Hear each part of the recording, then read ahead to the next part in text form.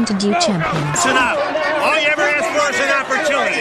You got it today. Where else would you rather be than right here, right now? Yeah!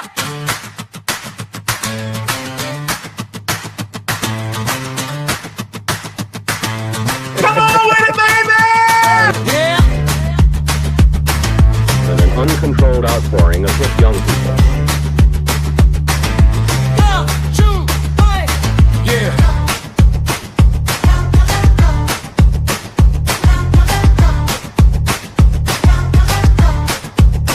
Yeah, red, white, blue, feel the cold wind blow. Breaking down the tape in the combat zone. From Orchard Park to the end zone throne. This is Bill's talk, hard facts, backbone. Yeah. Alex Cullen with the sharp insight. Randall Cypher scheming chess moves all night. Alex Molly, big dumb animal roar. Smashing hot takes through the studio door. Stats get funky, narratives get thrown. Dude champions, media, Buffalo combat zone. Buffalo combat zone. Be there, crowd chant, let's go Buffalo.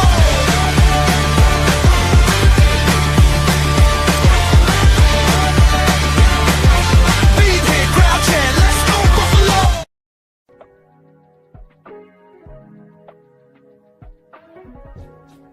For the best Italian food in Western New York, Elliot Apollos, call 716-825-3675.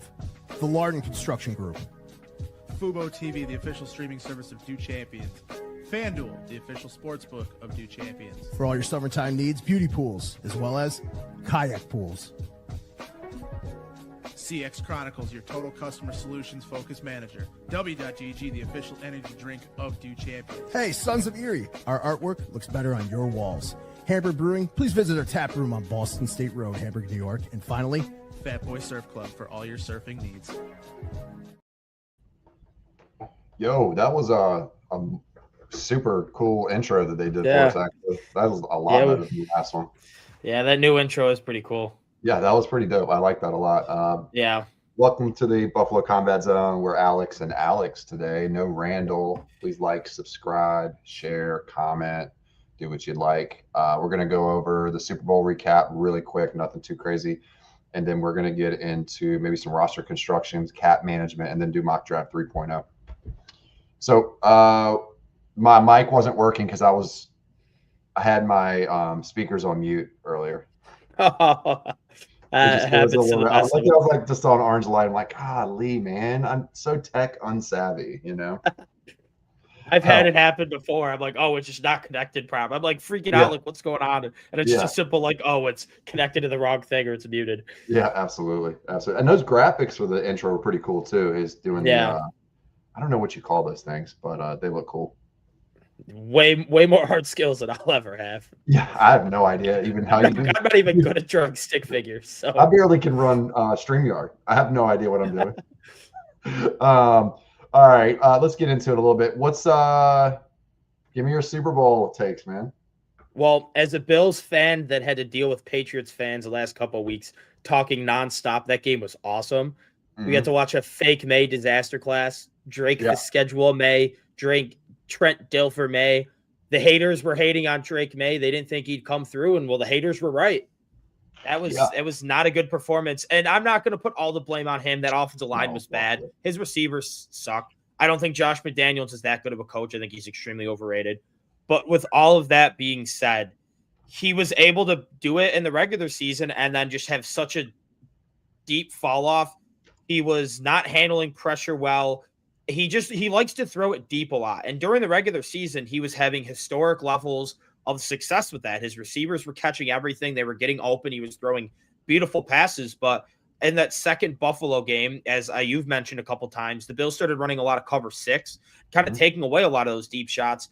And it kind of exposed him along his development. This isn't saying like he's going to be an awful quarterback. I think people saying he's going to be the next Mac Jones are just kind of trolling. Like I think Drake May has all the potential in the world. Second an MVP in his second year. I think he could be great, but there's still a lot of work to do on just his drop back passing, throw to throw, down to down, how to keep an offense going. Because teams have really started that they're going to start sitting in a lot of cover 6 and a lot of soft, like deep zone, taking away those deep shots and making him beat underneath. And he really, really hasn't lately. And I think that's kind of what's gotten to him. He's taking a lot of pressure. He's taking a lot of sacks because of that pressure, because he's looking for these downfield passes. So I think he just needs to work on that a lot. And if he can like work on his short passes, the middle of the field stuff, and kind of just be more consistent of a passer in that area, he could be really good, because that deep ball is beautiful. He is a very good scrambler. But all of this, I shouldn't be taking away credit from the Seattle's defense. They were an historic defense. Mike Macdonald is now the third coach in NFL history to have a number one defense as a defensive coordinator, number one defense as a head coach, and win a Super Bowl.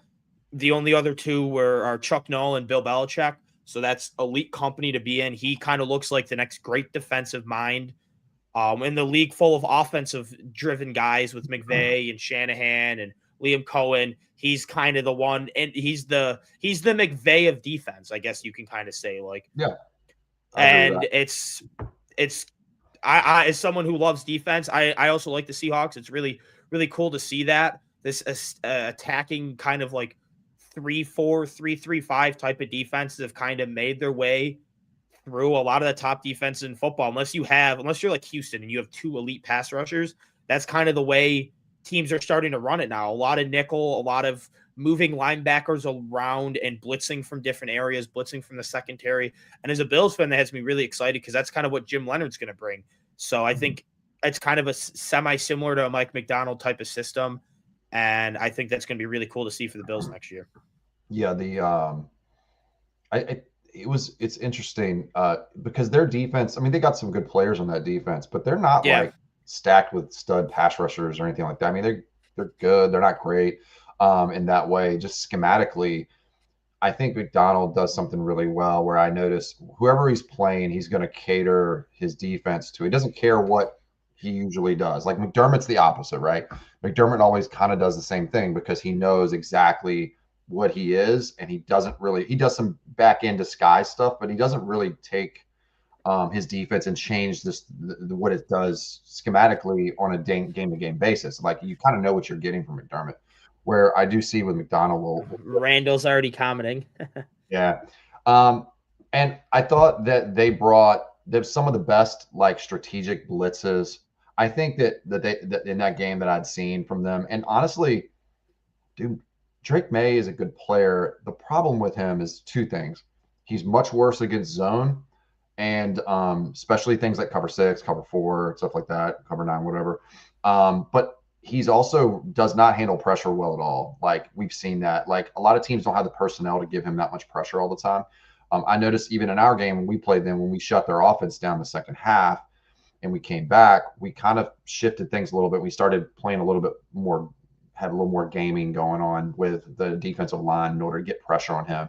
If you can take away the one thing that May does the best at is running it. When the trash clears, he runs up the middle, right? He's so opportunistic there. He only did it, I think, twice in this most recent game. And as long as you can keep him from doing it 5 or 6, 7 times, that's how they keep the chains moving a lot of times, right?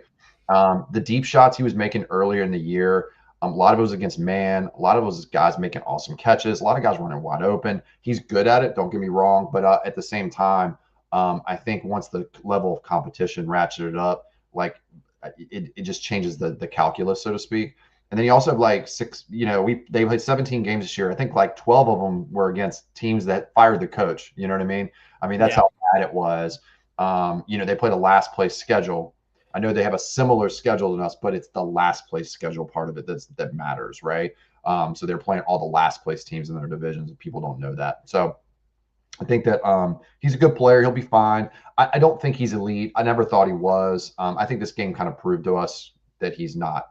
That Stafford deserved the MVP in a lot of ways, because I think that May had a good case for it, even though they vote for it before then, right? They vote after the regular seasons end. But I think that it was an interesting game. The one other piece I hear a lot of people talking about that I think is kind of silly. It's not really a strategy. A lot of people are talking about how we need to emulate this, right? Same thing when who was it? The Eagles, right? When they won, like, we need to emulate that D line, right? Well, duh, like everyone wants to emulate that, right? That's not a strategy. That's just a like draft and get lucky, draft well and get lucky at the same time. These teams Yeah. have gotten lucky with what they've done. And then even with with the Seahawks, some of it's just strategy. Like it's schematic things that they're doing that we just weren't doing, right? So it's not like just say like, oh, here's the magic poison pill. We know what to do. Let's do it now. Like we didn't know this before. Like you just say like, oh man, give me an all-world defensive line, and we drafted all of them, right? Like the Eagles did. Eagles basically drafted all their D line, you know. Yeah. They also got lucky that I think it was that Wentz trade that Colts ended up being terrible, and they got the 12th pick in the draft. And got Jalen Carter to fall in their laps. Like, and he fell in their lap. We haven't had a Jalen Carter fall in our laps. Sorry. Exactly. Like, Bean, you're terrible because you didn't get Jalen Carter to fall in your lap. Like, and then there's something to be said about this, and the Patriots may have to go back to the tank in the draft and draft another offensive lineman because that was rough, man. I don't know. Yeah. The whole left side's bad, but I mean Campbell's got to move to guard. His length is it's too obvious when you watch him on tape. You're like, his problem was length coming out of the draft and just being overall like physically strong enough to handle the position, be able to anchor. He's a guard. Like I think people were like, no, he's definitely a tackle until he proves it. Well, I think he proved otherwise, right? Yeah. He's just not that kind of player. And you know. But here's the problem, though. They draft him so high, they're never going to do that. Not this year. They'll keep him at left tackle, which is good for us. He'll stay at left tackle because you're a top 3 pick. You're not going to move that player to the guard. 9-tech Greg Rousseau is just going to put him on his ass multiple times. Yeah, that'd be awesome. Hold on. What do we got here? We got student body here. False concludes the Drake May must be a generation talent because the offensive line is brutal. Was the worst mayor I can see on Twitter. Yeah. That's just Patriots fans just trying to cope. They're coping. Our offensive line, you know they're coping when all they do is show us your rings, show us your rings. If all you can add to an argument is show us your rings, you lost the argument, and you're just coping and you're an idiot. Why are we talking about the past, right? And now they got the Super Bowl and we didn't, so congratulations. But what I would say, congratulations, your defense went on a generational run. Right. And let's be honest, the 295 yards that he got, about 150 of them were in the last 8 minutes of the game when the game was a blowout. No one cared. I think he had 235 passing yards in the fourth quarter. Yeah, and he had 295 for the game. Yeah, look, that first touchdown drive, that throw he had to Matt Collins, that was a really good throw. I think regardless, great catch I don't even think they were playing soft coverage at that point. Like that was when he made that made it a game. Yeah. And then I think they forced a punt or whatever, and then it's like, oh, they could actually make this a game. And then Drake May throws a terrible interception.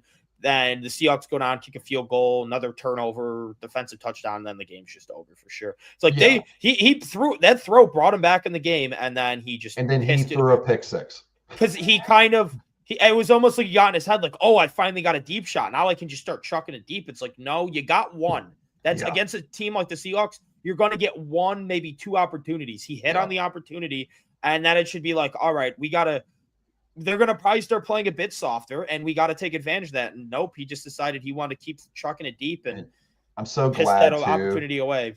I'm so glad they gave him that pick six was changed from a fumble to a pick. It was originally called a fumble on the stat line, and then it flipped to us interception. That's so great because you know how it rolls. So good too. People don't value fumbles the same way they do picks, right? Yeah. Fumbles, they look at it as more of like not feeling pressure, it's luck, whatever. But when you throw an interception, it means you can't throw. You know what I mean? Like that's how they view it. So everyone would rather have that fumble because the passer rating doesn't get impacted the same way. Yeah. And he threw it right to the guy, and it was a pass. Because when I saw, I was like, they better change this. You know, Devin Witherspoon is insane. Dude, to me, he's the MVP. Witherspoon. I thought the Walker was fine. He had 4 good runs, and the rest of them he ran in he had a bunch of runs. Like the majority were like a yard or 2 max, and the rest of them were 4 of them were great. Someone made an argument though that why they think this isn't how it's voted, but they thought Kenneth Walker should have got it because they think the Super Bowl MVP should be more encompassing of a playoff, like the playoff, like in hockey. It's the entire playoffs. It's not just based on who plays the best in the Stanley Cup and who plays the best the entire playoffs. And someone made the take they wanted Kenneth Walker to win it because he was clearly the best player the entire playoffs. And he had 3 touchdowns against the Niners, 150 yards and a touchdown versus the Rams. He just got himself a big payday. I would have. It's funny. I would have given. Honestly, so two records were in play in the fourth quarter. Okay, one was no one's ever been shut out in the Super Bowl. They were real close to that. Honestly, Oh, that would have been so that'd awesome. been awesome. Second one is the field goal record, which was broken. He got 4 was the record. He hit 5. Yeah, I almost like, kind of want to give the kicker the Yeah. roses too, because it could have been an all kicking game if the sieve didn't break. Yeah, personally though, like that fifth field goal, I disagreed with that decision. It really didn't matter. But Yeah. my thought was with how good the Seahawks defense is playing, I would almost rather be up by 12 with them having the ball at the 12-yard line than be up by 15 with them having the ball at the 35 when there's 5 minutes left or whatever. Oh yeah, it's still a 2-score game. No yeah, it's still a score game, Let's go and for it. now you get them. And then if you get it and you score a touchdown, then it's a 3-score game. But if you don't get it, then they have to go full-length field, score a touchdown, and get the ball back and score a touchdown again in 5.5 minutes against your defense. Like, I get why they kicked the field goal, but like I just personally wouldn't have done it. That's just a little, I guess, coaching decision gripe that I had, but it meant absolutely nothing because they ended up dominating the rest of the way anyways. So you got anything else about this game? I think I'm ready to move on to the next topic. Yeah, I think I'm ready to move on. Yep. All right. What's that website that you guys are talking about? Because I want to go through and try to play with this new website about that helps you manage the cap and things like that. You know, remember what it was called?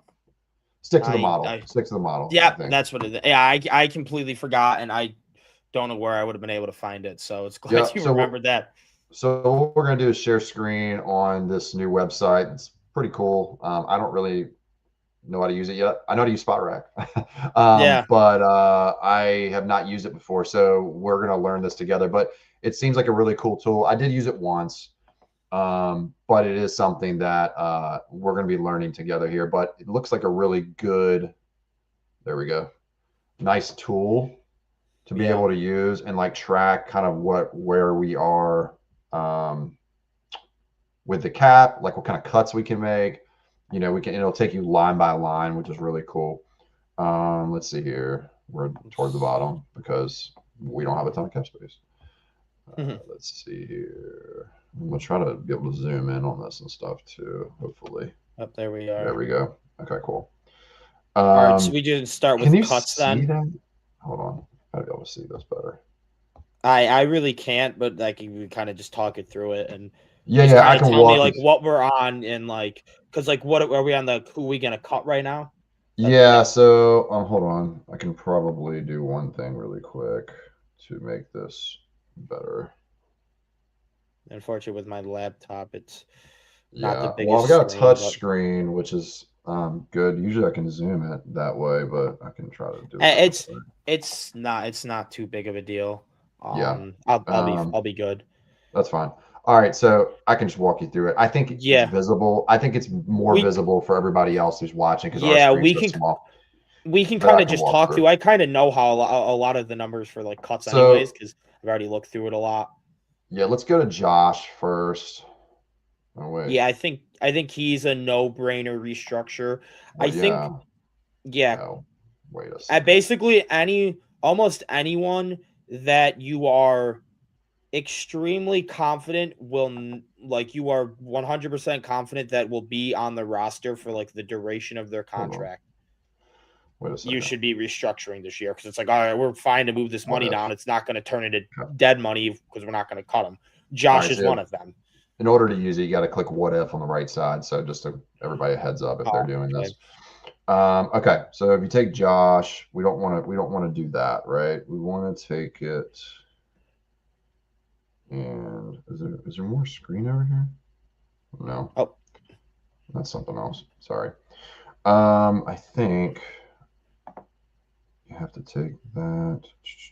Is there like a drop down box or whatever? There was, before there was. I don't know where it went to though.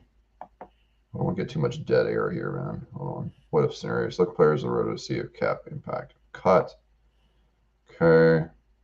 And then I thought there's a restructure button.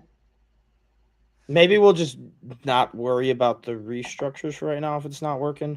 We'll just focus on the cuts. Yeah, I almost want to pivot to SpotRack because I know I can use that, but Hold on real quick. There's another way to do this. Yeah, we might. Just Randall have can come in and say something on the. There he is. Hold on, Randall. They may have Cap, but they got to make. Okay, that's old. Okay, I thought he was Yeah. chiming in on something. Hold on real quick, dude. I'm gonna make this. I'm gonna work this out. Roster, depth chart, tendencies. No. Okay, so what if scenarios? Select players below to see if cap impact of cut. Yeah, but they allowed me to do the restructure the other day. Trap any fantasy wallet pricing. Okay, what's the dropbacks on the right side? Just the teams. Year. It's the what if here. If when I'm on my phone, I just quickly search it up. Right next to the cut, is there like a arrow thing that goes in a circle? Like right now, you see you click on cut because that's what it is. There's like this little purple like arrow thing that's going in a circle, and I just click on it, and I can just restructure it. Yeah, I did it yesterday. I don't know why it's not popping up for me right now. Did you go to teams first? Yeah, I was just on the Bills, and on Okay. Josh, I was just able to reach. It was like a little like circle, like arrow thing that was right next to the scissors that is cut. Yeah, I don't even have the scissor on here. I don't know why what the problem is here. What about clear all? It's not a depth chart. Yeah, it's not that. Okay, defense, special teams roster. Of course, they want to make it very confusing to make it more challenging.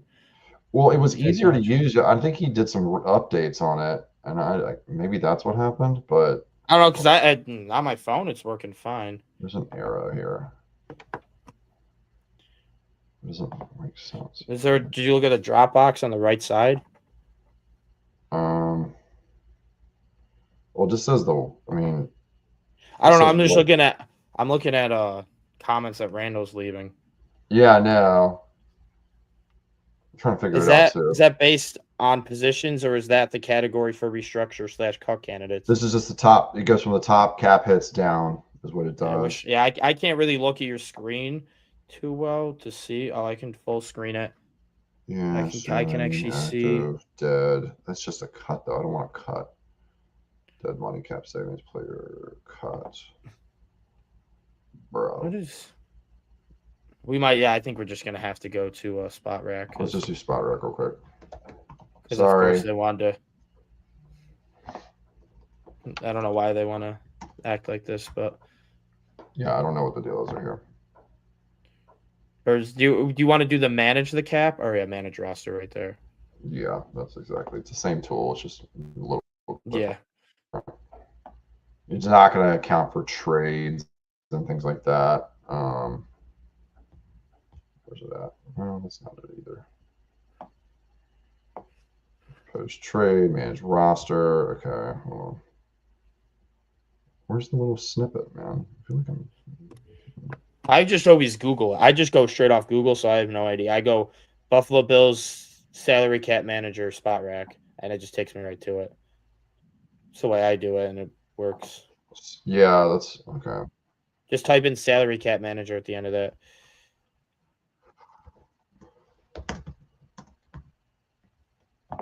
There we go. Manage. Oh no, the next one. That's no, that's the one you were just on. Go back and then click on. Go to work. Go back to the search engine.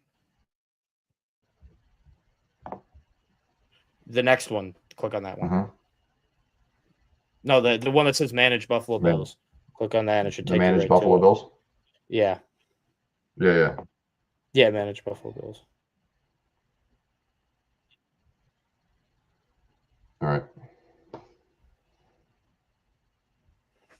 If it'll come up. All right. We're negative now. No. All right, action.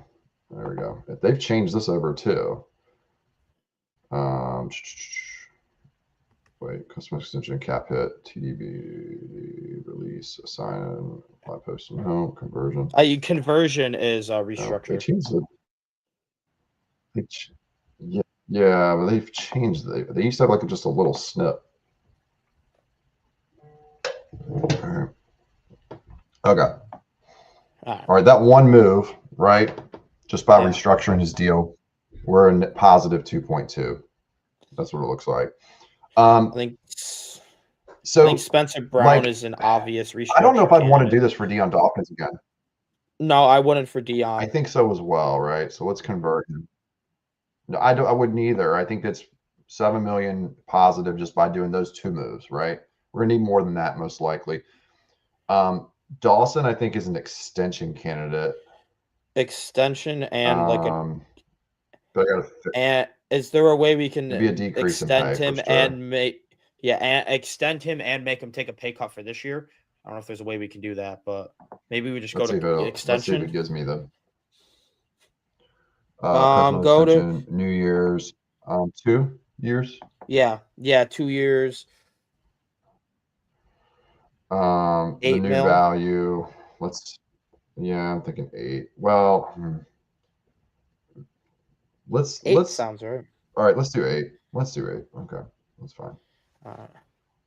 If it'll move faster than us. Oh, number lock. There we go. All right. Just And do the then new. new cap hit. Oh, yeah, because it's going to change the cap hit from 17 to 3. Okay, so we just extended him for 2 extra years at $8 million. Okay, and the new cap hit, and had him take a little bit of pay cut, right? Because he's due for 17 this year. He'll be a new cap hit will be $3 million. Okay, so that's going to free up a bunch of money. Now we're at 21 million on 3 moves. 3 moves that make a lot of sense, by the way, because we want Dawson Knox back for at least a year. Yeah. Spencer Brown's is probably the long will end up being the linchpin of the line at some point once Dawkins kind of ages out, probably next year or two. And then Josh Allen extension is restructures is a given basically. Curtis Samuel caught. Just flat out where's caught he him. at? There he is. He's number 9. Yeah, he's gone, dude.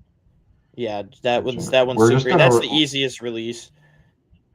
I'm not even waiting till it's only like a $1 million difference to release him post and pre-June 1. Okay. So now we're sitting at $26 million just after those moves. Those are just given moves, actually. That's not even really doing anything to me that crazy. I honestly don't really want to cut anyone post June 1st just because the amount of debt. I'm trying to get it where we don't have insane amount of dead cap next year. For the future. We have we're going to have like even Teron Johnson, I've kind of thought if we're just going to cut him, just cut him right now, get the $2 million savings. And just eat the dead cap now. Because next year, it already looks like we're going to have less cap space than this year. And we're not going to, I don't think, have as many easy cut candidates or just different extensions. I think we're probably going to have, I think we're going to have an even less cap space next year. So I'm trying to have as least amount of dead cap transfer over as possible. All right, let's do Keon Coleman. We're going to trade Keon? I thought we were going to keep him for the rookie deal, but we could trade him. I mean, I want to get rid of him. Let's trade him. I think there's a good chance he's still going to get traded. Yeah, I think that sounds like an accurate assessment. Maybe the Vegas. Yeah, him and one of our 7s for a 5th to Vegas. That sounds right. They may want to take Max. I'm not putting Max Crosby in this. I'm not doing Max with this stuff. We're just straight draft pick. They're 5th rounder. Yeah, so let's say a 5th. There we go. And then we give up Keon and one of our 7s. I think I didn't put a 7th in there. Yeah, I got to do it again. Keon. There he is. Coleman. Oh, he's already involved, by the way, so that's why. Okay. And a 7. Then, one of our 2 7s. Come on, dude. There we go. Hit it. Let's see what that looks like. All right, so we just traded Keon Coleman.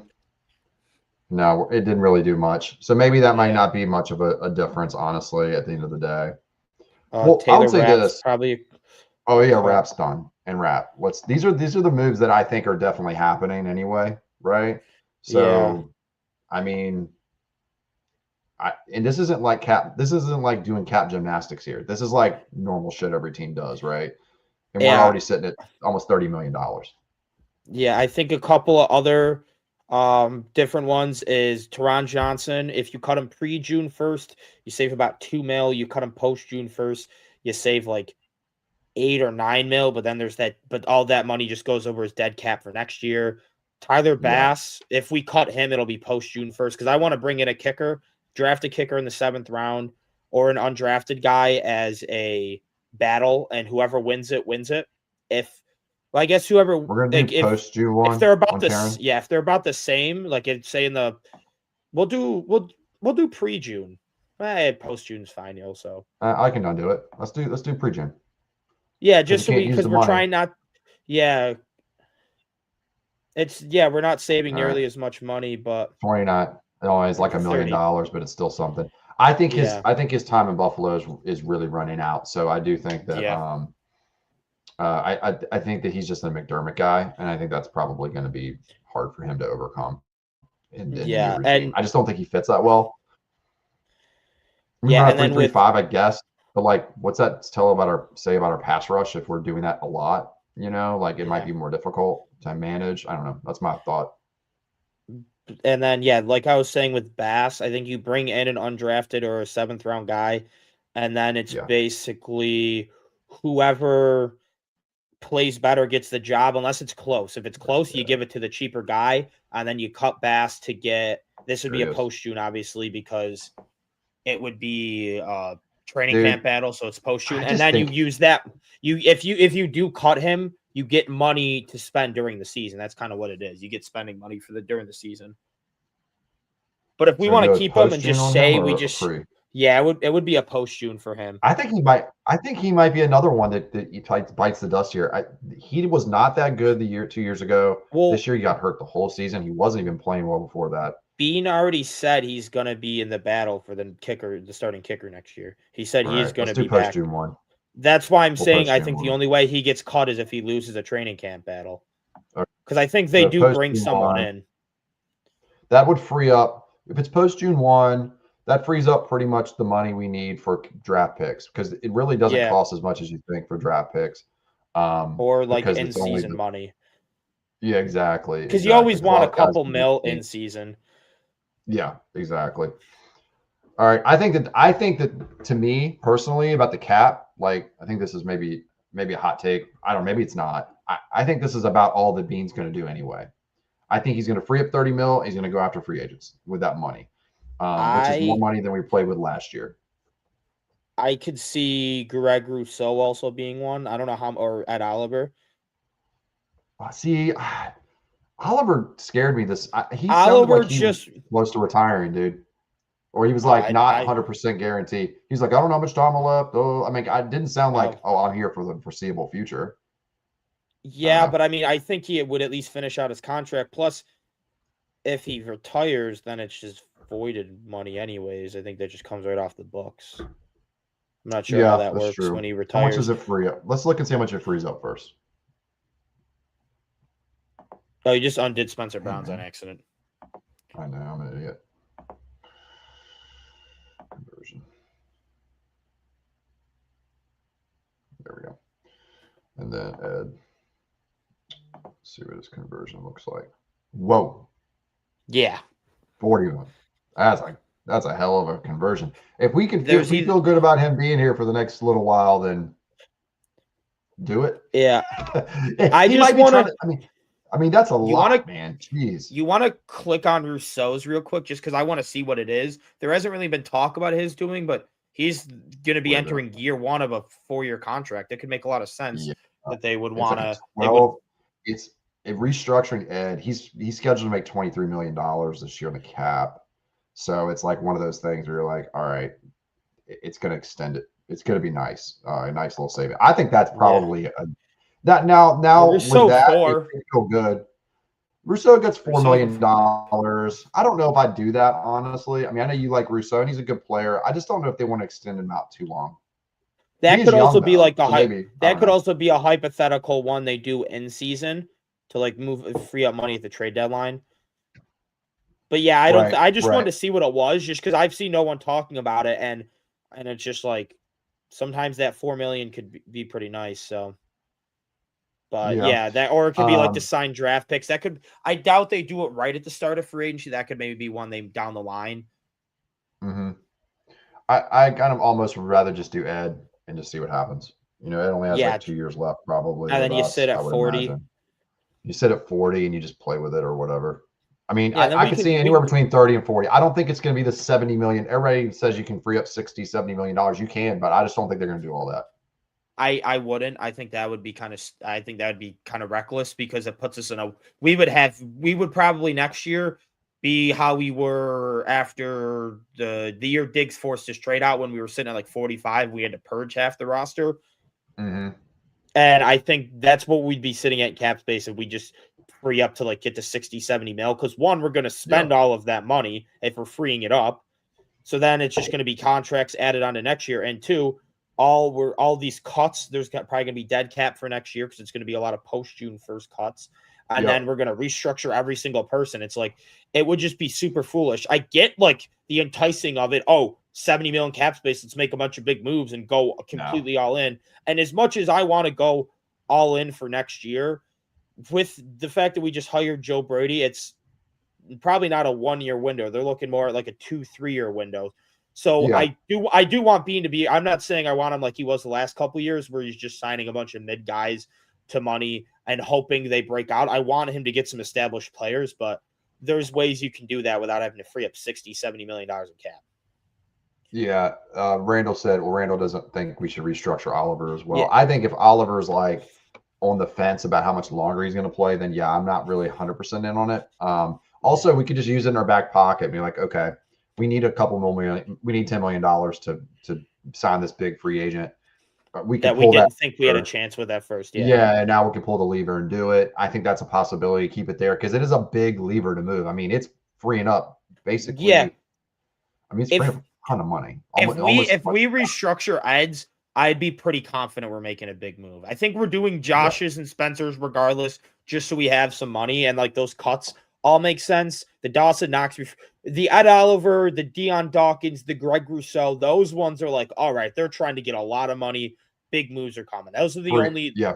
If you see them do that, you know that they're going to do something big, I think. Yeah.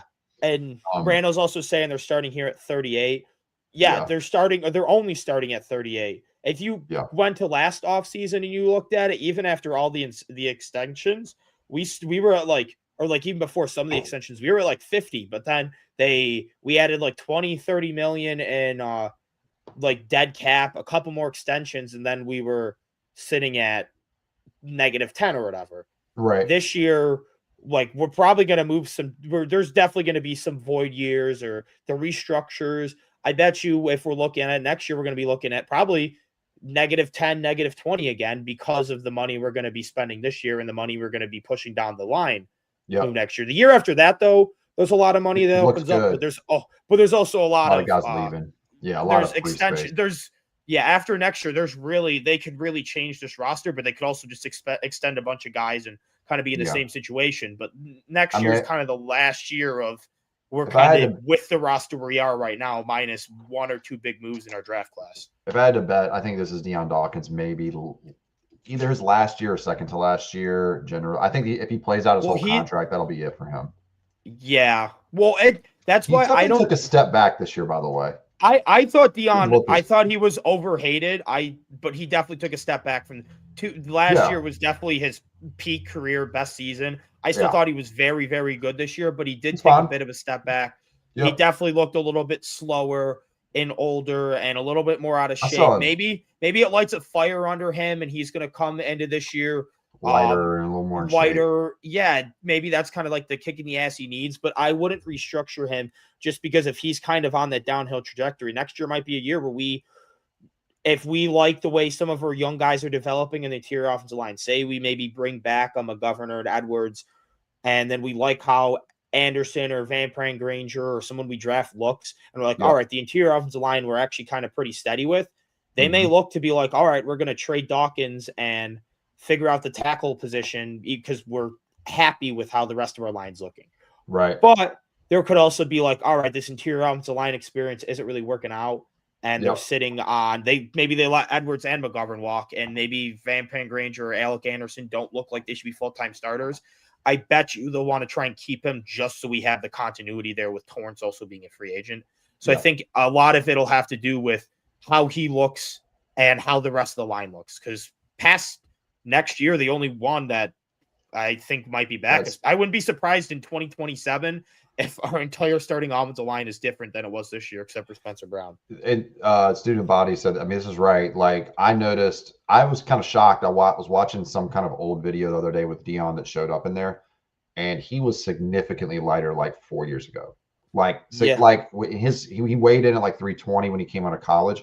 I mean, he's pushing 350 right now, right? I think also, I think this year, the way they lost to Denver and McDermott getting fired, and how New England overtook the division and leaped them and all this talk, I think some of the veterans like Josh, I mean, Josh is always motivated as ever, but someone like Dion, I think this might be like a real kick in the ass for him. Because I'm not saying he's like lazy. You can't be this good in the NFL if you're lazy. Like, he clearly is a hard worker. He's just overweight, and sometimes just people are prone to that, you know. It's not like his fault. He's not. Yeah, again, this isn't like me. Yeah, he's not. I'm not.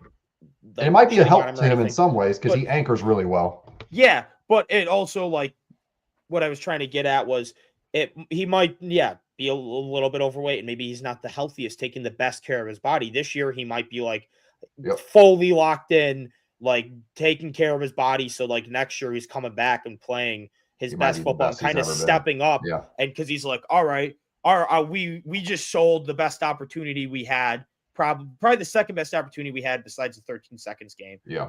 We and just our head coach that we love, Dion, obviously loved him, just got fired. And part of this, and part of it's on Dion's fault because he was so kind of slow. That second fumble was a lot of his fault. Yeah, it was a bad chip by Shakir, but if he's any faster, he gets a hand on Benito anyways. Mm-hmm. So he can look at plays like that and be like, I had an impact in us losing this game and getting a coach who I love so much, who he said is like his favorite coach ever. He's making t-shirts about the guy. I played a role in getting him fired. I'm locked in so I can kind of prove people wrong and prove myself wrong and really step up next year. Yeah, in honor of him, I guess. Randall makes a good point. I think if you look even deeper than even this comment, is that Dion does do a lot of charity work and things like that. And that takes away great time. Person. Like takes away time from being able to get in the gym and grind a little bit more. Maybe he gets back to that a little bit and like he lets someone else handle that piece of it. You know, but these guys have to be present with their things, right? Because no one's showing up to see a representative of Josh Allen. They're showing up to see Josh Allen or Dion. And I do love like what Dion's done like for the community. I'm not trying to my favorite player. I was just covering Randall saying he's got to get back to grinding because he's in the limelight a lot, and he does a lot of interviews. He's very out there and like I thought he should have won Protector of the Year just because he's the guy who created it.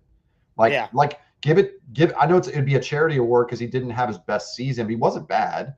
Yeah. And like, dude, it wouldn't exist if it wasn't for him. That's like the definition of what, like, you should have given it to him, you know, as the first year. Yeah, at least the year one, yeah. But I mean, at the same time, it's not like Joe Tooney didn't deserve it. Yeah, sure. Oh, no, I know. They do, but it wouldn't exist without him. So to me, that's how I feel about it. Yeah. It'd be like, you know, he's the real MVP of the Lions because he wouldn't have no one would have the award, wasn't for him bringing it up. This is like the third time in his career that he wasn't in the Super Bowl.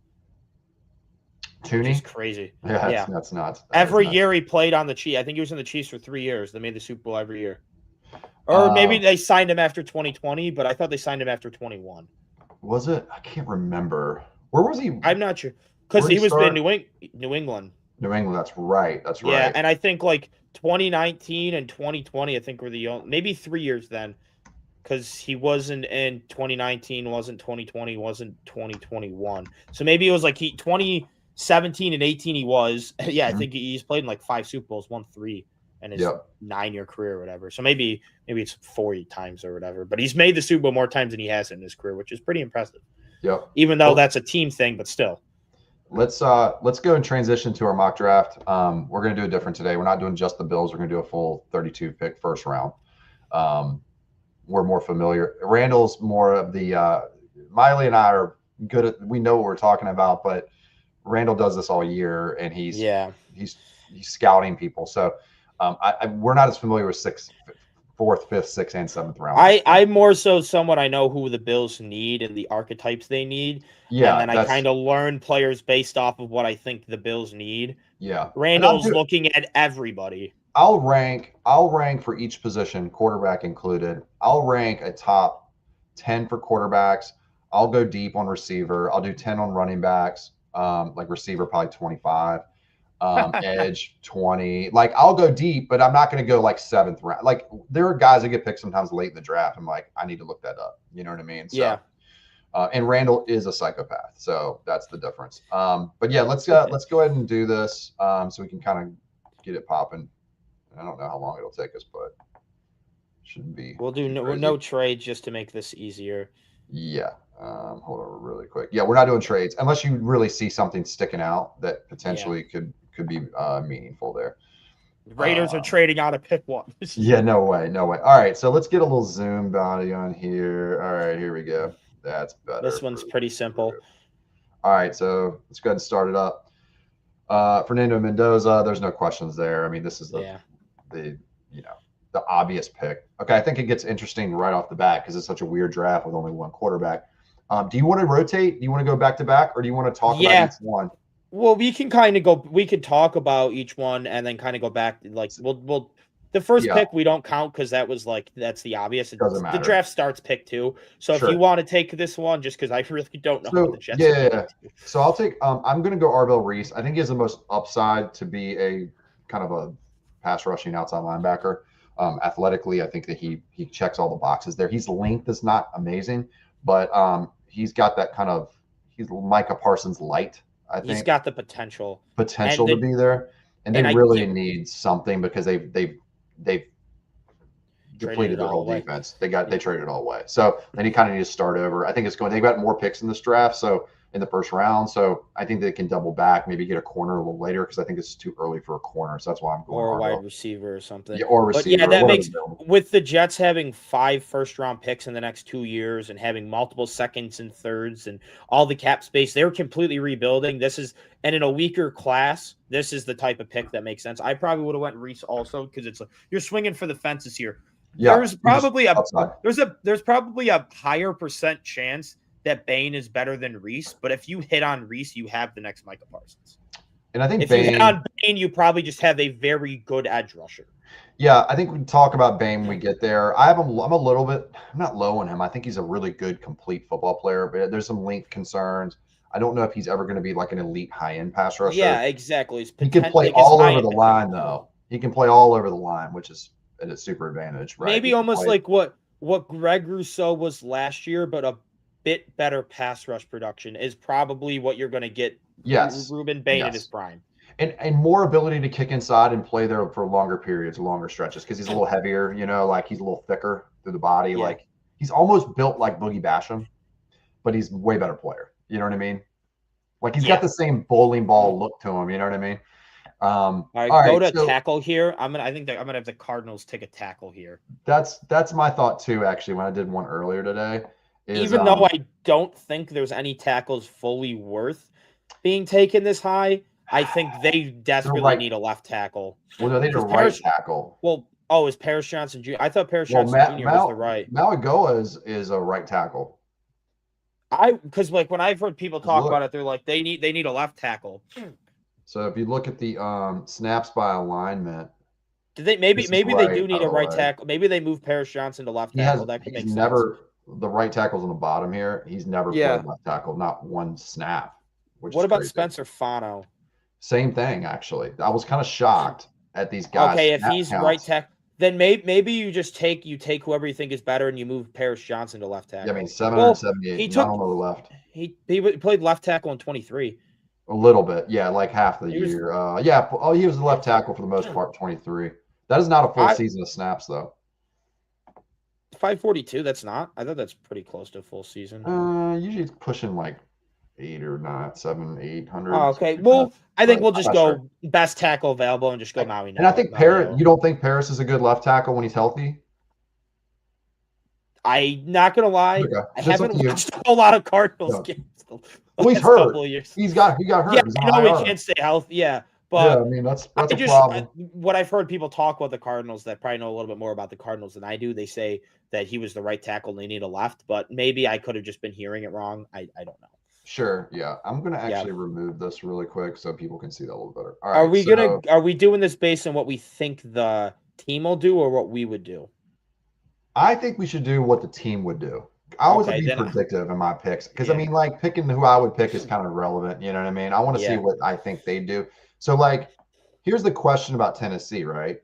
They have valid needs at running back, wide receiver, offensive line, edge. Everything but quarterback and Yeah. and defensive tackle. Yeah, and the question's going to be, right? Do you take a chance on Bailey or Bain? They're both very different players, right? Bailey's like an outside linebacker. From what I have seen and the fact that Salah's the head coach, I think they go David Bailey.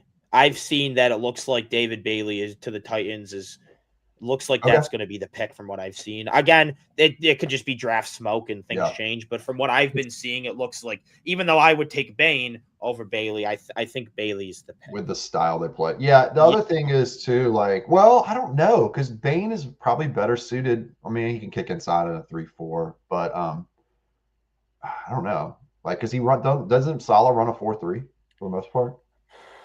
I think so. I mean, that's what I think. That's what he ran to the Jets. Yeah. I'm just like, from what I've seen people say is that like from reports, but again, that could all just be smoke. But I've seen more reports on David Bailey to Tennessee than Reuben Bain. So I haven't seen a whole lot of talk about Reuben Bain going there. And apparently the Titans love Bailey. I think that's reasonable. I think the only other option would be taking a guy like Carnell Tate, which I think is a little early. Because I think Tate, because he doesn't have the injuries. I mean, I'd have Jordan Tyson rated higher, but the injuries do scare me a little bit with Tyson. Yeah. But even though some of those injuries are kind of just they're not related accidents, really. but exactly, they're not really related injuries, which is still getting a little injured, concerning. Yeah. Like Curtis Samuel's injuries aren't always the same. He's just hurt all the damn time. You know what I mean? And I don't want that to be the case. Oh well, at least what we got with Curtis Samuel was 31 years old or whatever. Right. Like he wasn't as injury prone like Carolina. Is it too early for a running back here? Because they could really use a running back, in my opinion. With I could see it, but I also think that they like Pollard and Spears. I don't think it's an awful duo. Spears is a defensive coach, so maybe that makes sense. Yeah, I think defensive coach is going to want to get a defensive guy right away. I could see them spending more money, like trying to fix the offense and get veterans around the young Cam Ward, and then him just trying to build that defense out. I could also see offensive line here to give him some more protection. I think if this line class was better, yes. I think that when you're the Titans, you just need to go BPA. All right, we're going David Bailey. All right, so Giants is another interesting one, I think. They have plenty of pass rush. They don't need no Bain. I don't think you take a running back here. Yeah, so the question's going to be, is it going to be receiver, even though that's kind of what they did, 2 years ago or whatever, or are we looking at a corner? I think it's too early for the corners too, because the top corner, who's clearly the top corner, didn't play at all last year, even though he's supposedly healthy.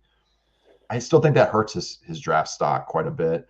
I would probably lean to receiver here because I don't like the tackles. You're not going to go safety here because you have Javon Holland and Tyler Nubin. So you're not going to go safety. As good as Caleb Downs is, I think you just go. I think you go Tate because I think he plays well with Neighbors, and he fits in as a 2 much better. I think. And if you're not going to sign Wandale, it's like your number 2 then is going to be and this is saying that Neighbors comes back from the ACL and is what we think he will be. That's not a guarantee. He could come back and also their number 2 right now, their number 2 outside receiver is Darius Slayton. That's not good. Yeah, it's not great. Especially when you have a young quarterback you're trying to develop. He's a 3 more so than anything else, in my opinion. And he also can't stay healthy, so that when he gets injured, then you're sitting with Isaiah Hodgins and whoever else. So Tate or Mekhi Lemon or Tyson? I think they would go Tate. I do too. I think Mekhi is too more of a slot, and they want an outside guy, and then Tyson, they're like, our receivers already get injured enough. Yeah. I love Lemon more than you guys do. I know you guys aren't big on Lemon. I think he's a first round player. I think when you have it, you have it. Yeah. I think he's a receiver that gets to where we are in the draft. But I don't think he will now. I think his hype is too real now. But I personally think he's in that tier with like the Zay Flowers of the world, players like that. You know what I mean? Like as a prospect, That makes sense. they're not the same prospect, but they're the same tier of prospect, I should say. Yeah. All right, so Browns again don't need an edge. This is where I think Bain's going to slip a little bit. Maybe I think Washington maybe the next spot for him. Yeah, because Washington needs some pass rush. So the next decision again is receiver, offensive line. I mean, they don't have any defensive needs, but I mean, to me, Caleb Downs is sticking out like a top player on the board would. And do they really want to build around Shador or Deshaun Watson? Like it almost feels like it's futile to do that. Well, so, like, my thing is, do they really see Shador as the full answer? It could also be we're going to play Shador this year. Either he proves himself and we're decent, probably not, or what everyone thinks he's going to suck, and then they'll have a top pick in a better QB class. And they probably want that QB to walk in with some legitimate offensive talent.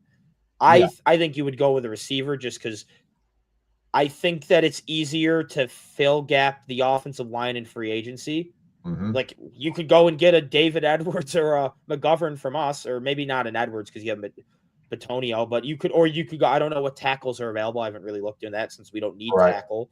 But I think it's easier to plug and play a veteran offensive lineman in free agency. There's usually better offensive linemen that hit free agency than there is tackles. Spencer Fano is an undersized right tackle, right? Which is right. I don't love it. Proctor's not. He's probably going to be a guard. Values to me. Lomu could be decent. Like either Utah tackle, I kind of like more of like an end of first round, but. So is an offensive coach. I do have questions about potentially with Judkins getting hurt the way he did on how that looks going forward as well. I don't know if Love is even in play here, but it's a thought. Well, they also did draft Sampson in like the 4th round as a rookie last year too. So they drafted 2 rookie running backs last year. You're right. And so that's out. And Njoku just said he was leaving, like he's done in Cleveland. So they probably are.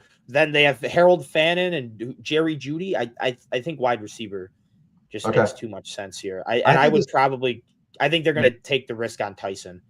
You do over Lemon, even though Lemon's flying up. Okay, that makes sense. I mean, well, here's the thing. Tyson is he's not exactly the same as Jerry Jeudy, but he's more similar to Jerry Jeudy than Kai Lemon is. Don't you think a possibility of them wanting to like have some kind of balancing act here between the two? Oh, that's possible, but they could also just look at our offense is so inept of talent. Let's just get the best player available, and we'll make it fit later. Man, it's also Browns in the draft him and get hurt again. But it's also like, do they really think Judy's going to stick around very long to the point where they care about that much? He's probably gone after next year or whatever. Right. All right. I think this is where, conversation we had with Caleb Downs and Ruben Bain here, in my opinion. Yeah. I'm trying to think, who are their safeties? What's the dude's name? Played at Syracuse. Cisco? No. What is Cisco sign there? I don't know. I'll tell you right now. Give me 2 seconds. You can still see you're not seeing my other screen, are you? You're just seeing that one? You're good. Yeah. All right. Give me 2 seconds. So they've got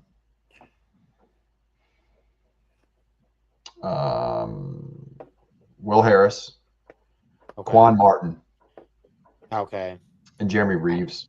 Yeah, and then their pass rushes. Vaughn was their best pass rusher. He's gone. Yeah, the starters slated right now are Jalen Holmes and Preston Smith. Okay, yeah, you got to go Bain here, I think. Yeah, I think so too, and the reason is because I think his pass rusher is a more important position. First of all, yeah, as good as Downs, I think is probably the best player in the draft. Yeah, you got to go. Dan Quinn's made mentions of people he likes edge guys to set the edge a lot, and I think Bain's good at that. He'd be a good ideal like schematic fit for what he wants to do as a defense, you know what I mean? And then he could play around, figure out safety some other time, Yeah. All right, Saints. This is a weird one too. Like this could be a lemon. Yeah, like you got Chris Olave on the outside. Who's the wide receiver 2 there? I don't even know anymore, man. Their offensive line's like not terrible. This could be a Jeremiah Love pick actually. Kamara's old, and how much do you trust Keandre Miller and Devin Neal? Not at all.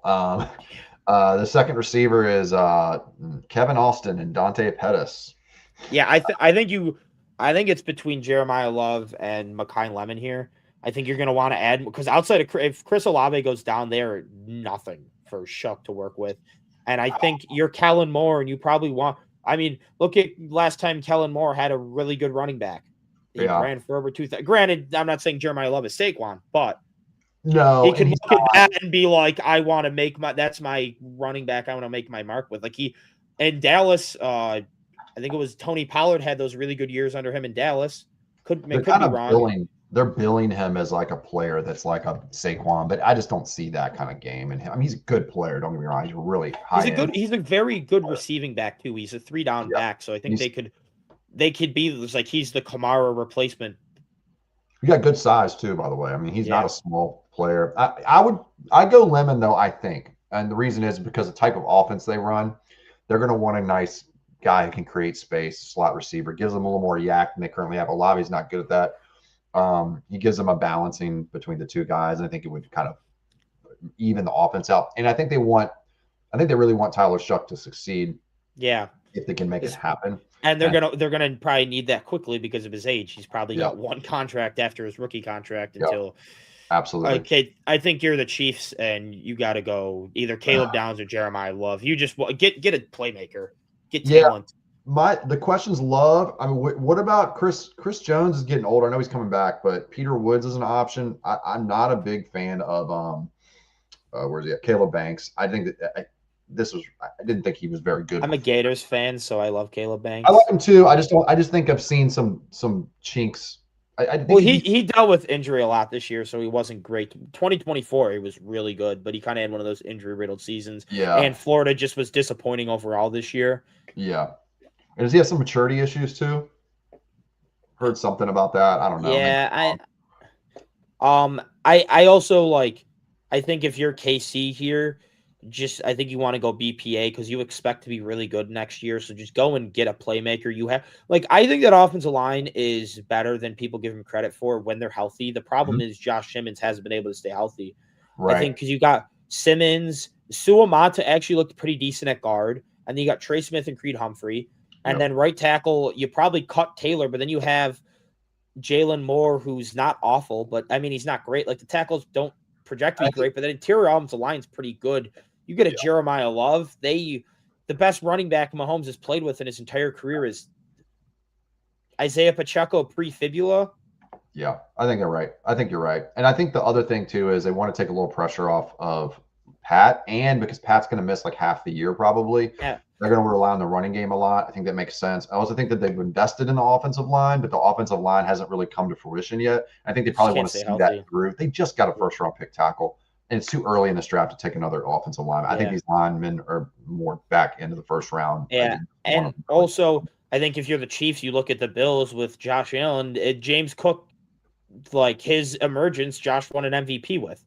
And you kind of see, his numbers don't look as good, but the Bills' offense has been overall more successful, even though my thing is if you're building an offense, if you have an elite quarterback and I want my offense to just produce more, I'm going running back and offensive line first. If I want my quarterback's numbers to look better, you're going receiver. The problem is receivers make quarterbacks' numbers look better. Running backs and offensive line make your offense numbers look better. The problem with running back ultimately is just a financial problem more than anything else, right? Yeah. Financially, it doesn't make a lot of sense to take one in the first round. The same reason receiver makes a lot of sense because the amount of money they get paid in the first round is like a discount and they can hit the ground running. Running back's the opposite. They're making already your top 10 pick. You're already making like top 7 running back money, right in the first year, and you can't structure the contract in either way. Running back has started to pick up and pay more. Your top guys are getting 15 to 20 mil. Now I get top wide receivers are making even more, but it's also you're hitting the running backs. You're also much higher hit rate. There's a much better chance that a first round running back ends up being a complete beast. Yeah, exactly. Not like it used to be where you can't predict running backs. Remember in the 90s, you could, you don't remember this, but I do. Running backs in the 90s, I mean, like Kajana Carter, all these guys that got drafted in the 90s, who everybody's like, oh, this is the next whoever, Emmitt Smith or Thurman Thomas or whatever. And they missed a ton of these dudes. These dudes sucked half the time. Now, opposite. Like running backs, you know exactly what you're getting right off the bat. Like they're in their prime already. And running backs are kind of more of like a ceiling raiser than a floor raiser. If you have a good offense and a good offensive line, that's where you really see the difference between an average running back and an elite one. Look at the Eagles. They went from DeAndre Swift and Miles Sanders to Saquon Barkley, and you saw that offense really take off.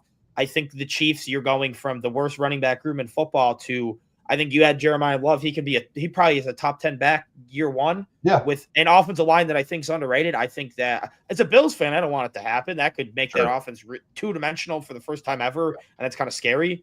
But I think Love just makes so much sense there. All right, good. I think Caleb Downs is a gimme pick here. I think he has to go. He's a by far and away the best player left.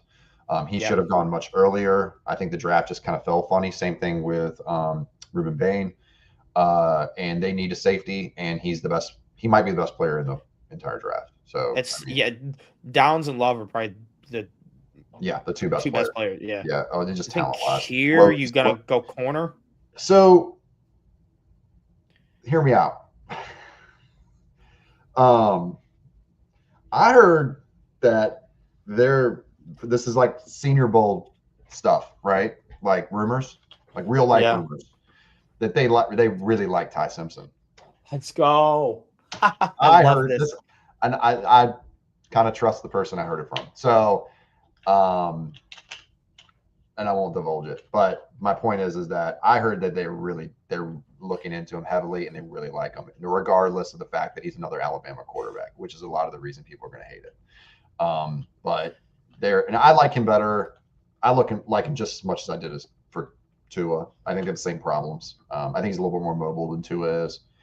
I think the arm strength is probably slightly better than Tua, but this is what I heard. Now, could it be a load of crap and just getting people to want the pick? Maybe, potentially. You're pick 11, right? If I'm going to get people to entice me to move up because they want that quarterback, and they're going to give me pick 21, right? Pittsburgh or whoever's at 20. I think it's Pittsburgh at 21, right? Yeah. 21. I guess that right.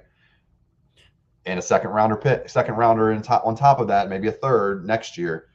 I would do it, right? So maybe it's a smokescreen. What are your thoughts?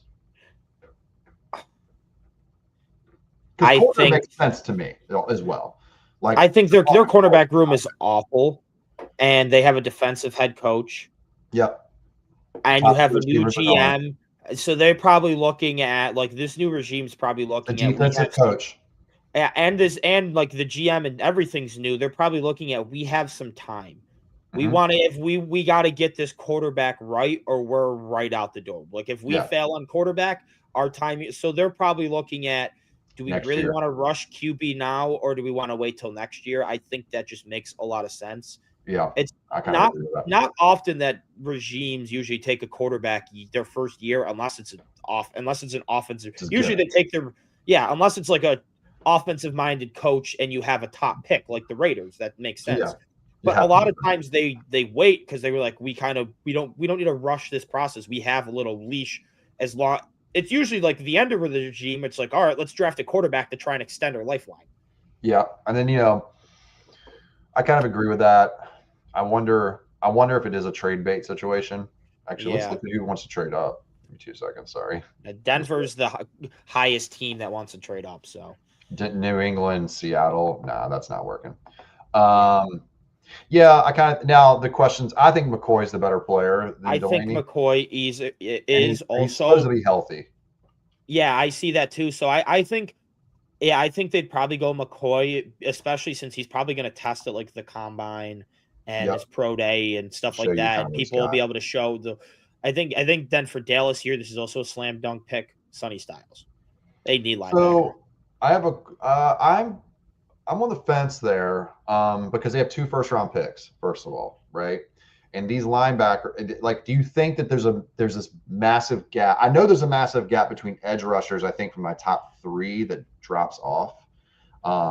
You have a chance at one of them, not Cassius. Hold on. I'll tell you right now who it is. Nope, that's not it. Shoot, what's his freaking name? I don't know why I lost it just now. And I can't do it. Anyway, hold on. Yeah, you just scroll down the board, like the full big board. Cedric Falk. Yeah, it's Falk. Yeah. So Cedric Keldrick Falk is my choice. I don't know why I couldn't think of his name. I just think he's a good all around edge. He can play some on the inside as well. I like his pass rush upside. Yeah. Sonny Styles is a really good player. I like him, but is he? I know the drop off between Falk in the next tier, in my opinion, is a big one. In my opinion, I think you go from first to second round players at that point, in my opinion. And then on the flip side, Sonny, the next guy up is going to be CJ Allen or Anthony Hill Jr. Yeah, one of the two. I don't. Which they're good players, but I players. think when you're drafting, BPA and position of need are the two most important things, and that fits. Linebacker's the biggest need on their team, and Sure. Sonny Styles is the best player of the draft. I get Okay. currently, I get it's not a valuable position, Mhm. but their defense just doesn't have talent to begin with, like all over the place. So what you do is you just try and get as much talent as you can. Okay. And I like Donovan Azaraku that they with the pick they had last year. I think he can be quality. And then if they like him, maybe they sign a guy in free agency, or next year they'll still have a first round pick next year. They could be like a guy in next year's class. Mhm. And I think their defense, when your defense is just so inept of talent, it's kind of like beggars can't be choosers. So I think corner is I think Delaney would be my pick for the Rams next. A lot of the like reasons that too. Terrell to me is more of a slot corner. Yeah. So and then after that's a big drop off, right? Like Yeah. there really is just two outside corners that are worth it in the first round, and I think that Delaney's the other one, and I think that's a big need for them. You go tackle here with Fanu. I could find tackles later that are not. I don't think their offensive line is even that like they've developed guys well, and McVay's scheme can kind of mask offensive line weaknesses. Sure. Their defense was starting to get it shredded at the end of last year. Okay, so this is where I think that Peter Woods is probably going to go. I was about to say the same thing because Madubuike is retiring. Out. Probably is he retiring for sure? Well, everything all the rumors, and it's kind of like all signs are pointing towards he's where there's smoke, there's fire. Woods is a seamless fit to that type of player. He's very much a 3-tech. And you don't have to worry about him being a nose tackle with it because they just extended Travis Jones. Absolutely, and I think receiver is more of an overstated need than it really is. I think there's how Lamar plays. There's a little bit of there's a quarterback thing there. All right, so and Zay's also pretty good too. They have all pro this year. Yeah. So or Pro Bowler, sorry for starter. Okay. Edge. So, well, yeah, or this could be the first place we see Kenyon. Oh, yeah. I mean, that's a possibility. Could work. Mike Evans leaving. We don't know what Chris Godwin's going to look like next year. He's getting up there a bit in age, plus the that broken leg injury is not one that players always recover from greatly. That could be really a career-altering one. And yeah, it looks like Mike Evans is gone. Kadon's probably gone, and he is just so good. Now, okay, so this is the question too. So, like, if Evans goes, is Denzel Boston or Casey Concepcion, are they in play here? You think? I would go Sadiq because just Cade Otton's also leaving, and also Cade Otton's also a free agent.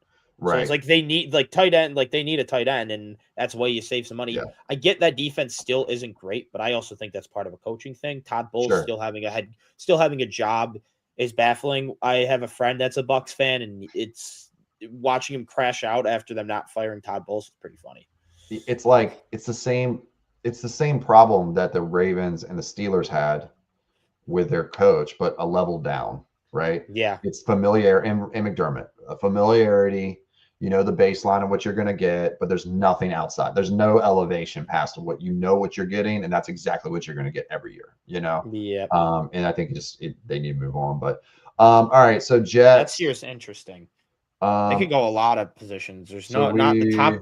We went Arvell Reese. They realistically could take another edge. They could, or if they don't, Porter's gone pretty much, right? So that hurts them big time. They waited on that what they had to. Yeah. Did they pay Jermaine Johnson yet? I don't think they have, and he's a free agent after next year. No, yeah, I think you're right, and because he was a 2022 first round, so this So this would have been his 4th year. So he's playing in his 5th year next year. They could be like, we don't want to pay him, and they could draft Falk. But I don't see them taking 2 edge. All right. I don't think Cassius Howell, to me, I agree with Randall. He's a pass rush specialist. Yeah, and I just don't think he's ahead of Keldrick Falk, in my opinion. Avion Terrell is more of a slot corner. I don't see that being somebody I would go with there. TJ Parker's interesting, honestly. I like TJ Parker. I have him as my edge 4. McDonald could be their Quinnen Williams replacement. Or Caleb Banks. Although Caleb's not really, well, he gives you some pass rush juice a little bit. I like Banks better than I do McDonald.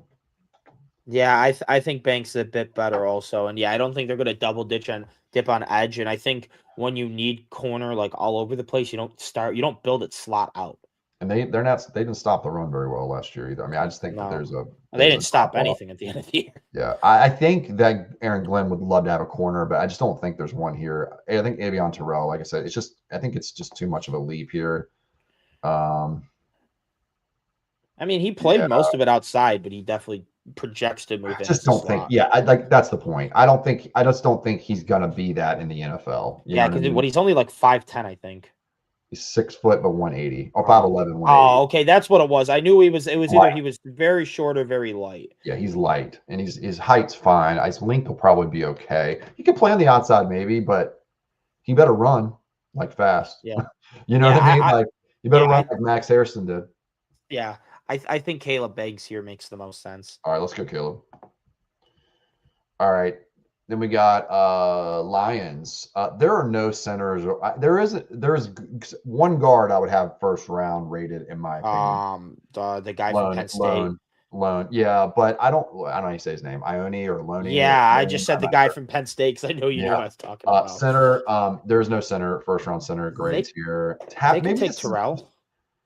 But yeah, tackle could also make sense if they're just done with Taylor Decker. I don't know if they're done with him. Shoot, let me just do that. It's gone. Running back's gone. Let's look at.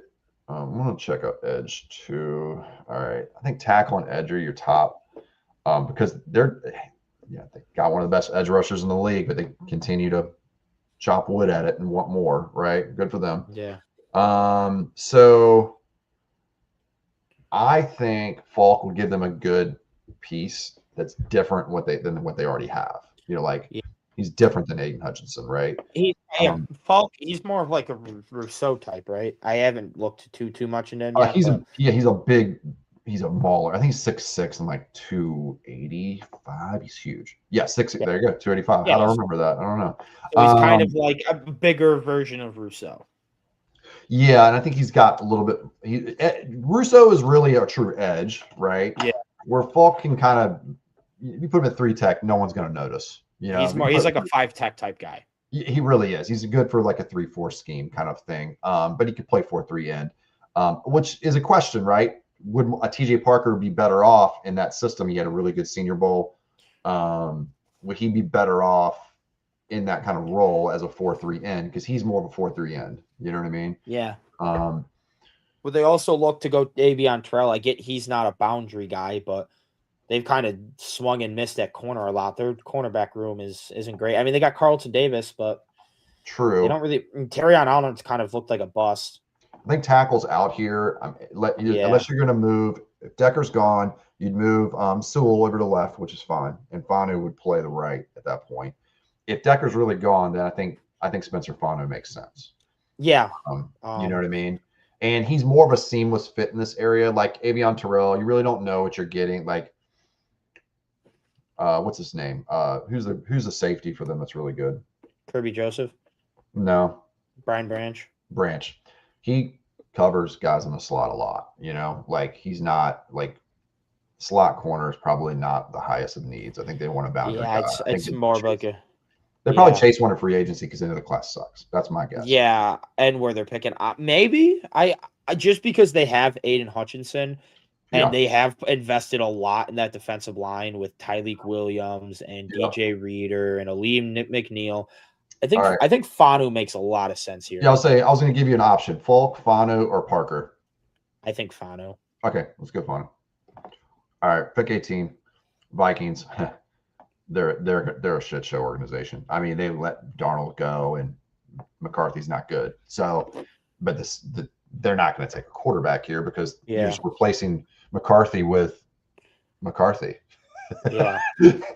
Ty Simpson is just another McCarthy, type player. And you put so much assets into McCarthy. If you give up after year one, that's a really bad look. I think they bring in a veteran, and I don't even know if he starts this year, but I think they want to try another season. I think they're gonna give him one more shot this year to see what happens if he develops. But I think they definitely at least bring in a veteran. Like who knows that maybe they bring Kirk Cousins back. Yeah, this is Christian Ponder, JJ McCarthy. These are the type of players that the Vikings draft, right? I will say it's impressive. They did have a winning record this year with McCarthy. Yeah, that's kind of shocking actually, considering what they were doing. Shows how good their coaching staff is.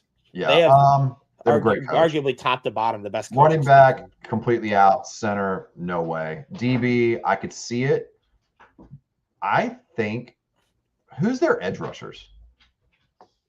It's not big names. I think it's more of like a Flores, just kind of right, because they like to bring a lot of. They like to bring a lot of heat. Hold on, give me 2 seconds. I'm just depth charting them really quick. Yeah, that's me. That's what I'm doing. Jonathan Allen. He's old. Hargrave. He's kind of more of an inside guy because they run a 3-4. Yeah, they run a 3-4. That could work really well for Falk. And he can be inside. Yeah, he would replace one of the Allen and Hargrave are up there in age, and they are a lot of cap space. You could take Falk, and then you can get out of one of those contracts next year because they're really bad against the cap right now. They did just take Dallas Turner though. But Dallas Turner is more of an outside backer. Yeah, he's an outside backer.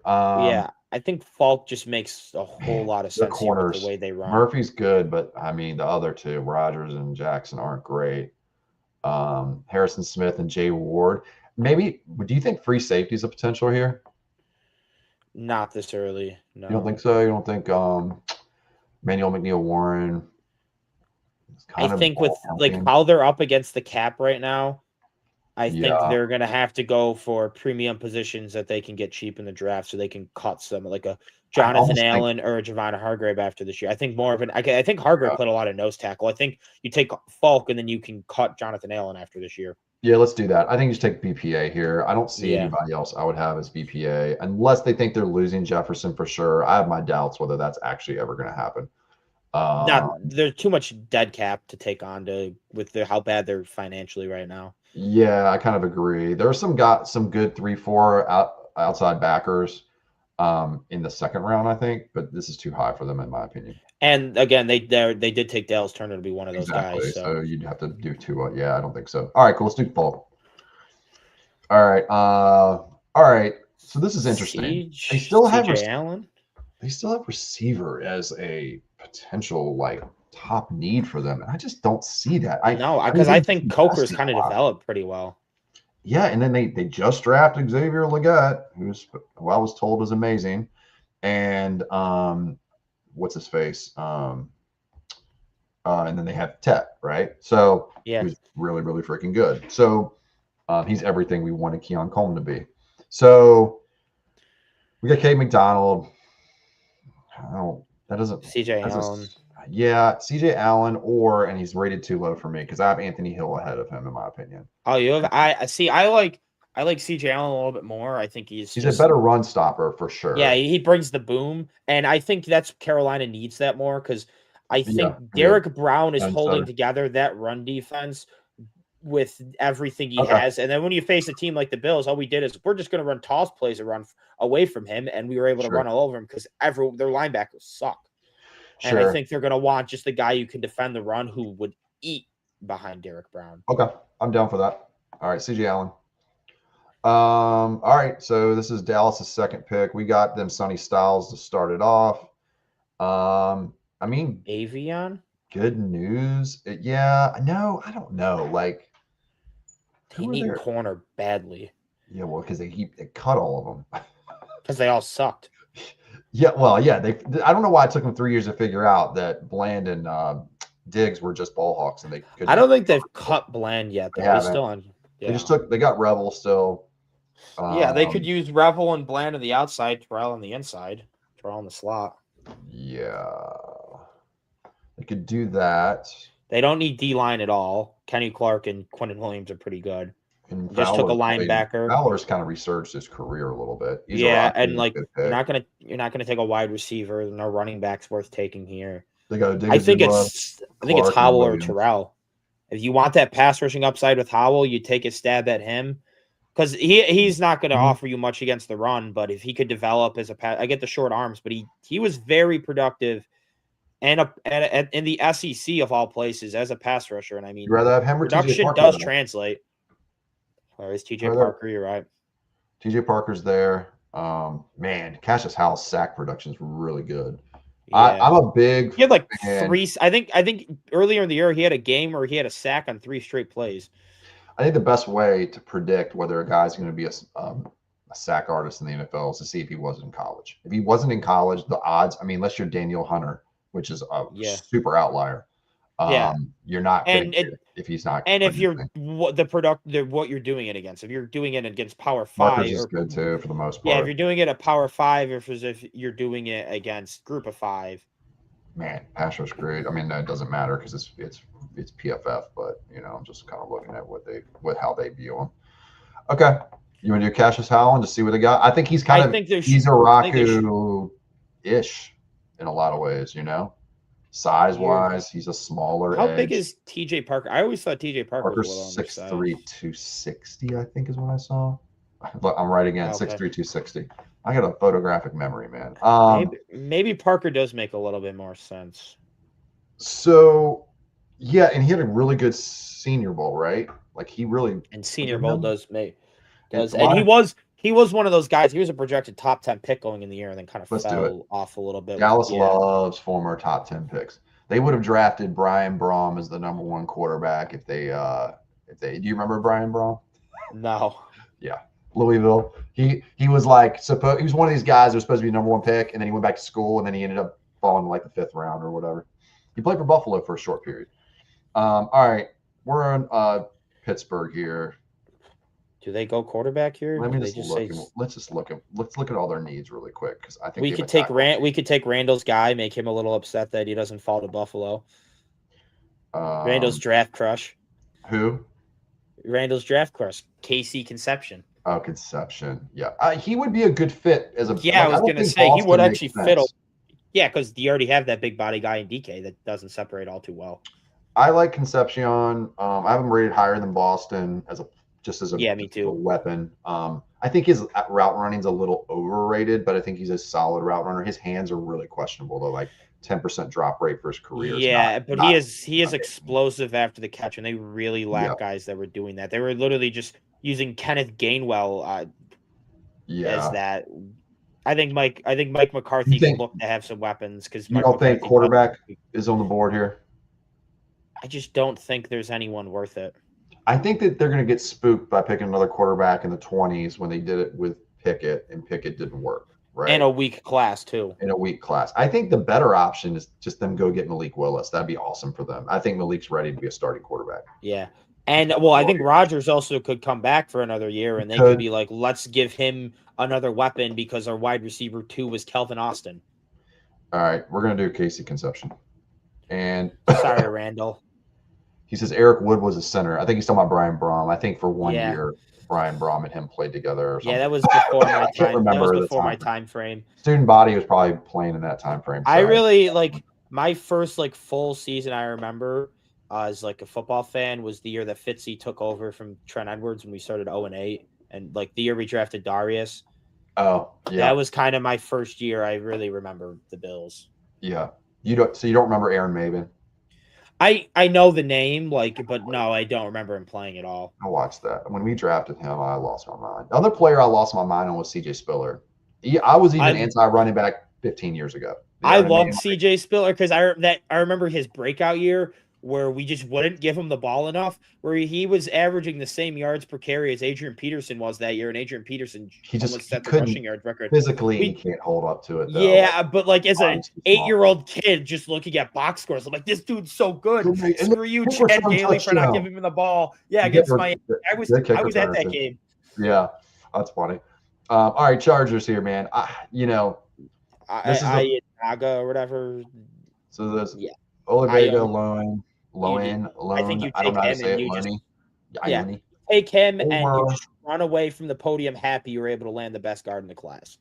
I think you're right. I think he's the only, like, the way they have him ranked, even, like, that sounds right to me as far as distance between the next guy. I don't know if I have Pregnon. The only other thing that could make sense is if they take one of the guys that's listed as a tackle that they think is going to project as a guard, play him at guard, but then when Joe Alt or Rashawn Slater inevitably get injured, they're like, all right, at least this guy has experience at tackle, and you throw him there.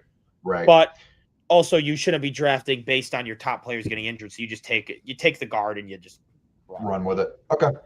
Because really the problem was tackle because they were both injured at the end of the day. Well, their interior offensive line was also they're awful. exposed. Yeah, exactly. Because they didn't have any to protect them anymore. Because that was really what happened. They got protected by the tackles. That's why they weren't so looking until they lost them. And they're like, oh, they're not good at all.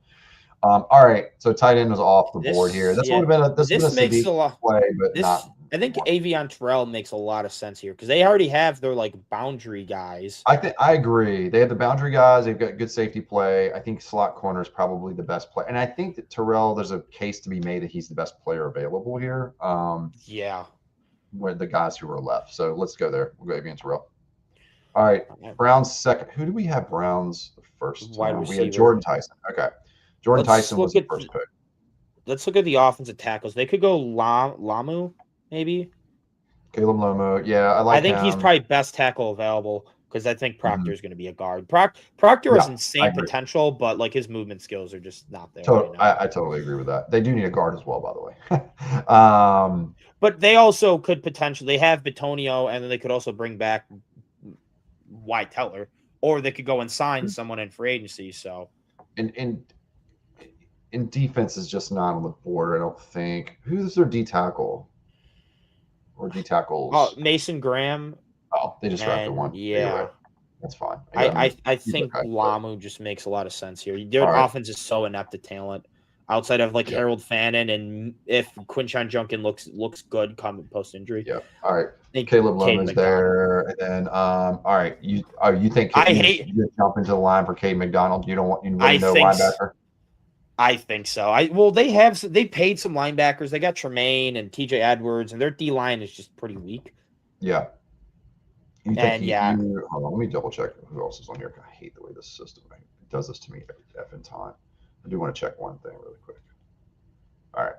Yeah, he's next for sure. Okay, never mind. I was just making sure we didn't take anybody else. All right, we're doing Cade McDonald here. Yeah. I'll give you some run stuff into the middle there. See, if I'm the Bills and this is the way the board falls, I'd be so upset.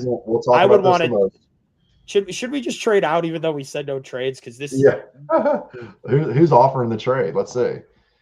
Would you go back to 29? Yeah, I don't want. There's no one I want to take at 26. All right, 26, 29, and then Maybe only costs 26 to 93. There's no way that they would give us 93 and for three spots. I just don't think it would happen. That's a third. Yeah, rounder. but we give them 126.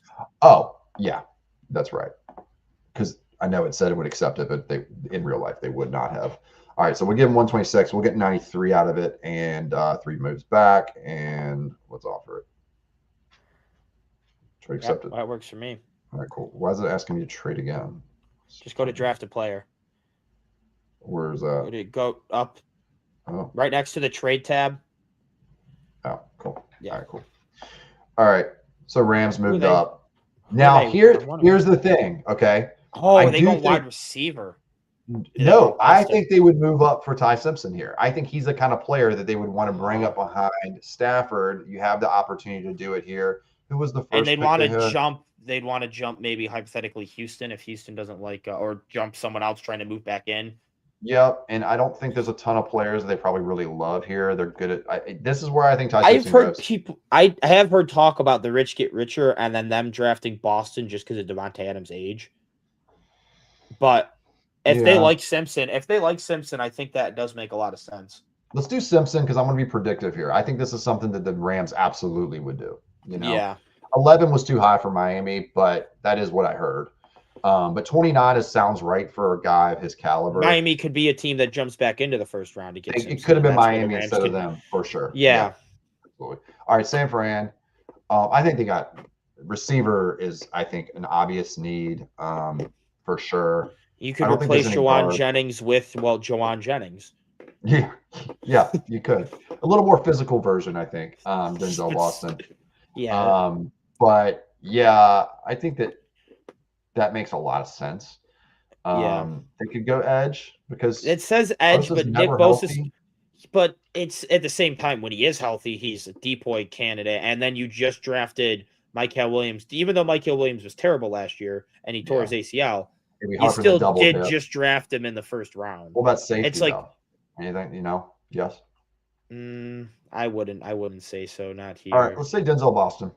Yeah, you're right. With how injured, yeah, I think Kyle Shannon's with how injured that group is. They probably don't want to pay for Jawan Jennings because they're not. I think they're kind of tighter against the cap. They're gonna be like, we got Ricky Pearsall and George Kittle coming off a torn Achilles and a 30-something-year-old CMC. We need some weapons that are younger.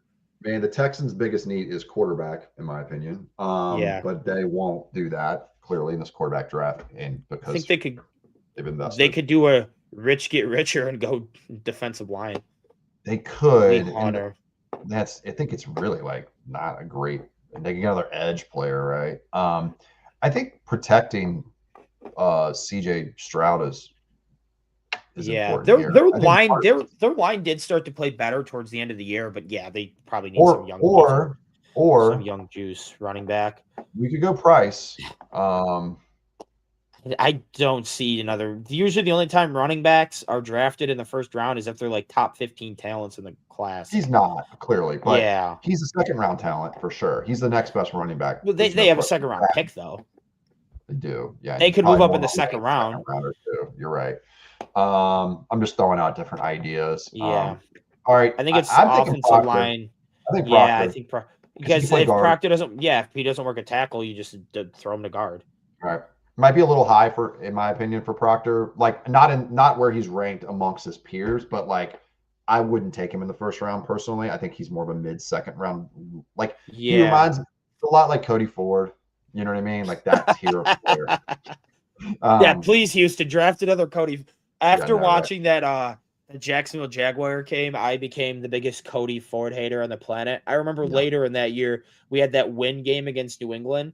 Yeah. And I would just sometimes if I hate something so much, I did this with DaQuan Jones a couple times a year. I'll just focus on watching them play just so they could be awful and I can laugh at it.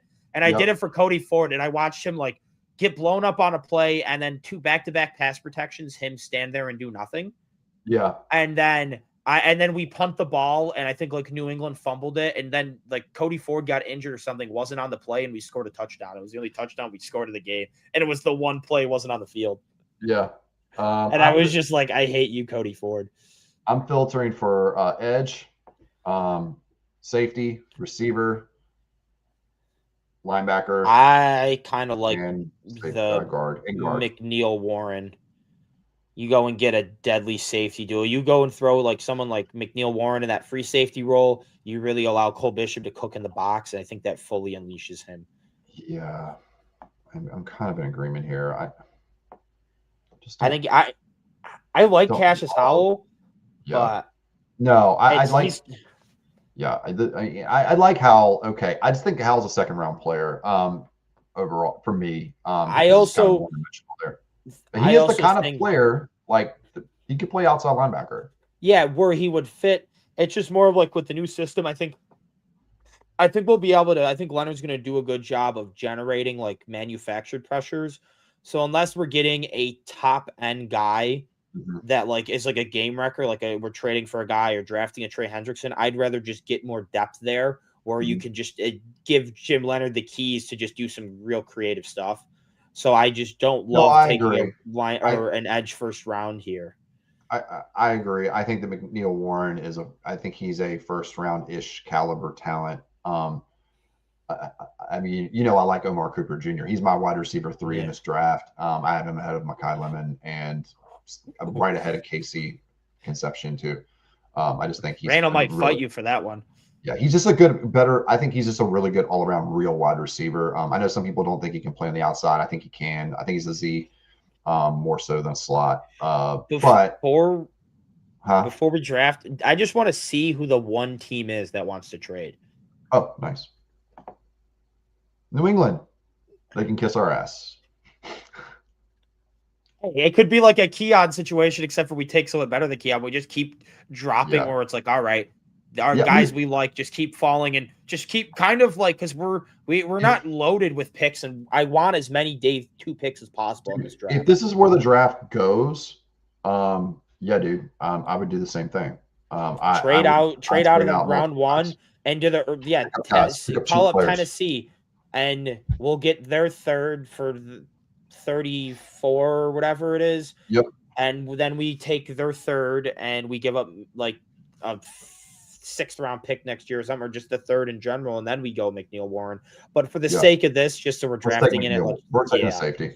Now, here's the thing. If this is the draft and how it fell, I would be like team trade out for sure. Like if this is the way the draft, I think there's going to be better. I think there's going to be a few guys that fall more than what we're seeing here. I'm definitely way more team trade down than trade up.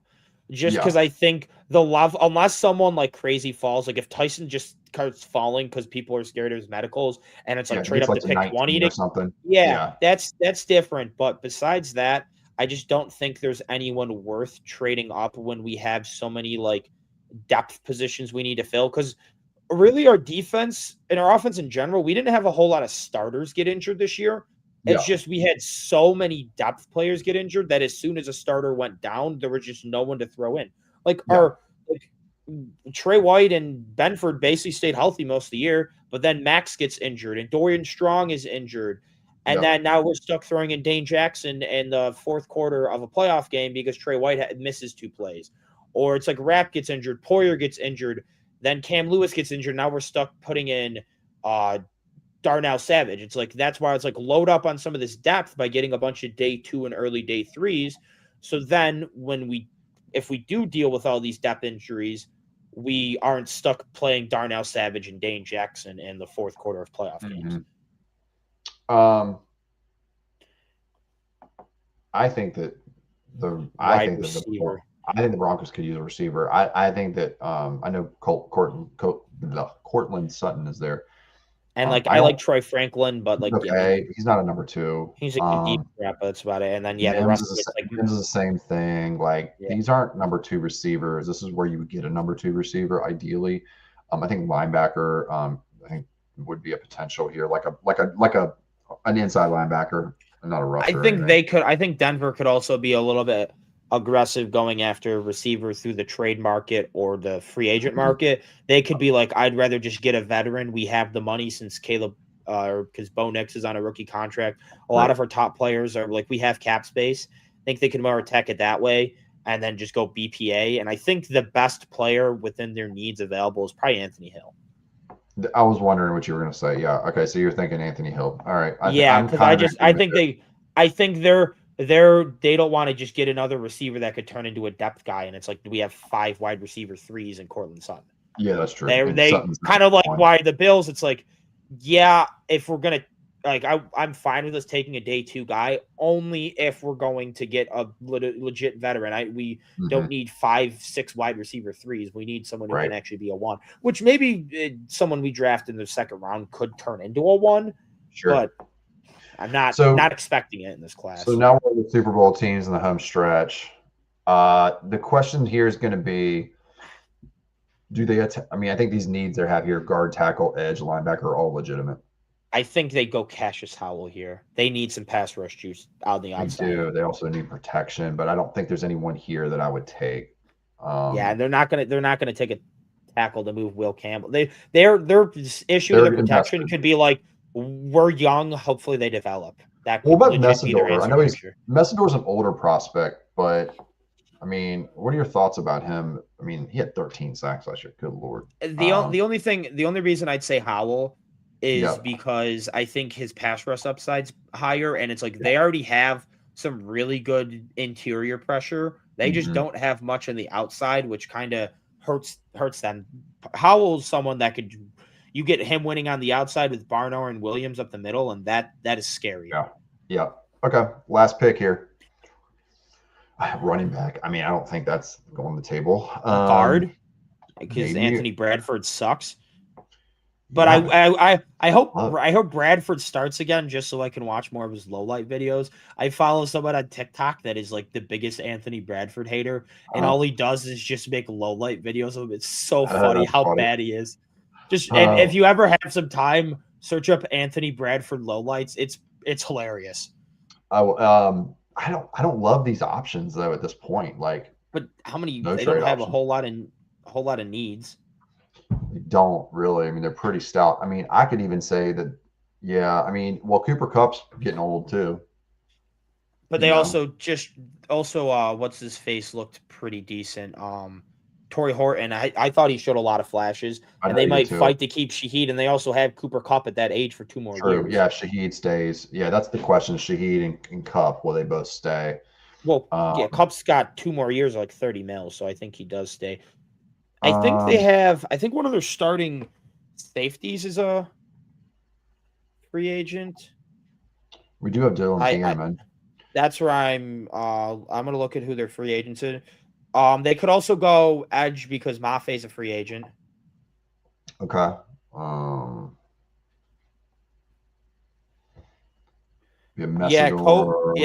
Their big free agent: Kenneth Walker, Tariq Woolen, Boye Mafe, Kobe Bryant, and Rashid Shaheed. Their edge players aren't like world beaters. We mentioned that earlier, right? Yeah. You know, I like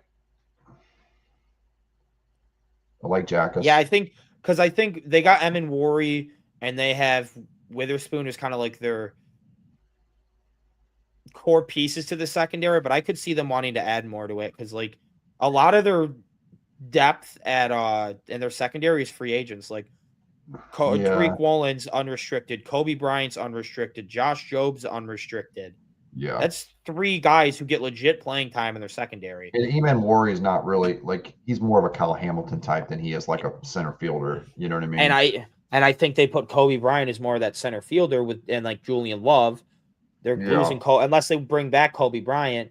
I think they could be like they're in a position where they might just go best player available because they're so good in so many spots. It's like you don't really have to. You don't have any desperate needs. They don't have any big holes. Like their edge rushers aren't world beaters, but Mike McDonald's able to get pressure regardless, and their D tackles are insane. Yeah. So they might just be like, who do we think is the best player? And it's out of our positions that are a bit weaker, and it's probably Thieneman.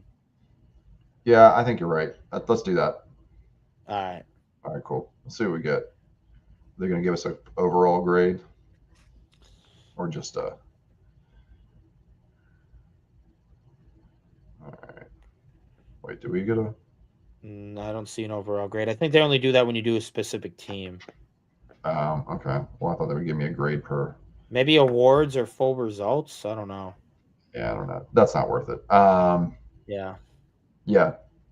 And this will change, I'm sure. We'll get probably some injuries in the off season. We're going to get people performing very poorly at the combine that will drop people out and bring people up. And then also people sign players in free agency, big back other players. So their teams needs are going to change a lot. Like we may sign a free safety in free agency and a D tackle. And then it's like, all right, maybe then we want to go edge or go receiver in round 1 and not trade back because we've filled in these other holes absolutely. Or like another team could do the same thing. Yeah, absolutely. Okay, cool. Any final thoughts? Go Bills. Yeah. Drake May's a fraud. Yeah, Drake May's a fraud. Fake May. It's fake May. She's a fraud. Yeah, we'll be back next week. Randall will be here. He'll be able to give us some more insight on our draft stuff as we go. I've already learned quite a bit from what he's done research wise. And he'll probably give us some insight as we do these things every single week. I'm thinking we'll probably do a mock draft. I'd like to do one a week. Yeah. Maybe not the week maybe not free agency week. Just because that's so tampering hectic. period. Yeah, Yeah. like Monday we'll be on, and it'll be during the middle. We'll already have had some potential and signings. also like the following week, there's going to be so much information, so much signings that probably go down in that week. Where like those 2 weeks might just be pure free agency talk, but besides that, it's probably going to be a lot of mock drafts and also free agency talk up to that. Yeah, like combine and agency things is like pure that, draft. I think are important too. Like, we'll end up, we'll end up talking about the performances of the combine, things like that, which probably we might skip mock. Like there'll be weeks where we skip a mock draft, you know what I mean? But as it irons itself out, we'll get closer to it. I'm assuming we're going to do a joint mock draft with the team. At some point, champions, just to. I know that Whittle did one, like I said, a couple of years ago. I did with him, or I've joined his show for it, I should say, and that was pretty fun. And I think it's cool when you have like 32 teams. You each like you get pick 3, 10, 7. You know what I mean? Like you can wait for your pick as other people are talking about their pick, and then kind of progress through it that way, or just do all Bills one. I don't know. Yeah. The all Bills ones they're cool, but like after the third round, people lose interest because it's like those are the players everybody knows, and after that, the information is scarce on it, right? So they might not be as interesting to do it that way either. But we'll see. We'll see where it goes. But yeah, man. All right. Like, share, subscribe. We'll see you next time.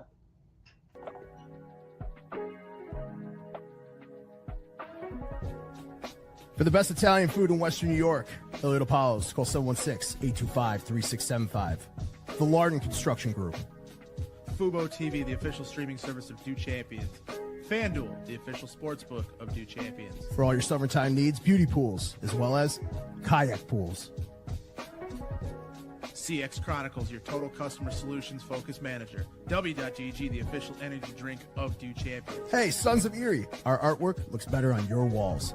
Hamburg Brewing, please visit our tap room on Boston State Road, Hamburg, New York. And finally, Fat Boy Surf Club for all your surfing needs.